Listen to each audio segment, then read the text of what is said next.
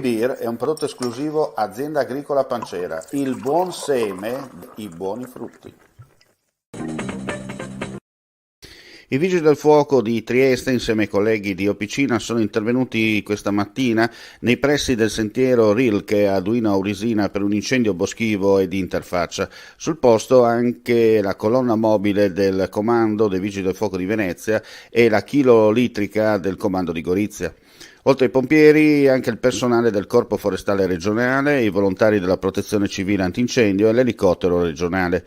Per motivi di sicurezza è stata chiusa al traffico nella zona interessata dall'incendio la strada statale 14, riaperta soltanto dopo le 13 in senso unico da Trieste verso Monfalcone. Al momento l'incendio è circoscritto e sono in corso le operazioni di bonifica. Sono ancora in corso nel frattempo le operazioni di bonifica dell'incendio del 9 agosto scorso nel comune di San Dordigo della Valle, per le quali sono impegnati anche 2 Canadair del Corpo Nazionale dei Vigili del Fuoco. Non si registrano persone coinvolte.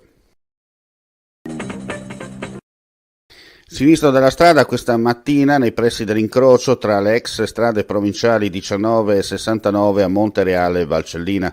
Sul posto i vigili del fuoco del distaccamento di Magnago che hanno ripristinato e garantito la sicurezza dello scenario durante le operazioni in sinergia col personale sanitario, giunto con 3 ambulanze e l'automedica, hanno prestato soccorso ai 5 occupanti coinvolti nello scontro. Si tratta di 3 adulti e 2 bambini, ma già tutti fuoriusciti autonomamente dall'abitacolo.